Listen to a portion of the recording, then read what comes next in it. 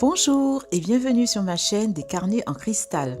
Je suis Ambre Turquoise, artiste-auteur, et aujourd'hui je vais aborder la troisième et dernière partie de la série du pourquoi. Pourquoi pratiquer l'écriture de soi? Pourquoi rédiger son récit de vie? Je vais aborder cette question sous la forme de podcast. Aujourd'hui, ça sera uniquement de l'audio et non pas de la vidéo. Et je vais donner juste une seule raison, la 8e. Rédiger son récit de vie permet de faire de l'écriture la gardienne de ton histoire et de laisser ton récit de vie comme héritage à tes descendants.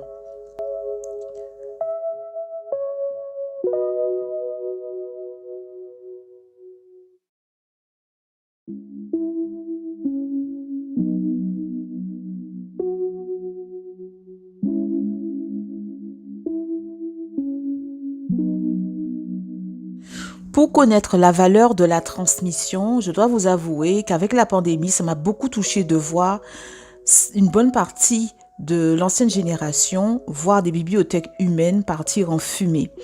Peut-être sans même avoir eu la possibilité de transmettre leur héritage de vie à ceux qui sont restés.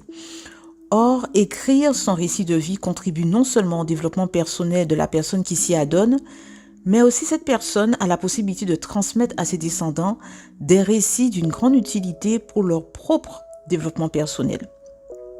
Faire de l'écriture la gardienne de notre histoire, c'est comme insérer dans un album de photos tous les clichés des moments que vous aurez choisis comme souvenirs.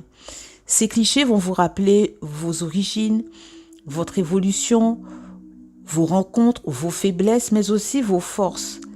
Tout ce dont vous aurez besoin pour être autonome le plus possible pour avancer dans votre vie. C'est pour cela qu'il convient de noter dans vos carnets suffisamment de détails pour ne pas oublier qui vous êtes, pourquoi vous êtes et ce que vous souhaitez devenir ou ce que vous serez. À vous, chers parents, je vous dirais que lorsque vous aurez ancré cette habitude de rédiger votre récit de vie, vous l'aurez ancré dans votre vie justement, vous aurez expérimenté par vous-même les bienfaits de cette pratique. Alors à ce moment-là, vous allez comprendre l'importance de la perpétuer afin que vos enfants puissent, premièrement, avoir les clés en main pour leur avenir. Deuxièmement, vous leur donnez le choix de ne pas répéter, même inconsciemment, les mêmes erreurs que les générations précédentes. Troisièmement, vos enfants comprendront mieux les situations qu'ils vont devoir affronter. Et quatrièmement, vous leur donnez la possibilité tout simplement d'innover. Ainsi s'achève cette série du pourquoi. Si tu as aimé ce podcast, n'hésite pas à laisser un pouce bleu, à le partager et surtout, n'oublie pas de t'abonner. À très vite pour la suite.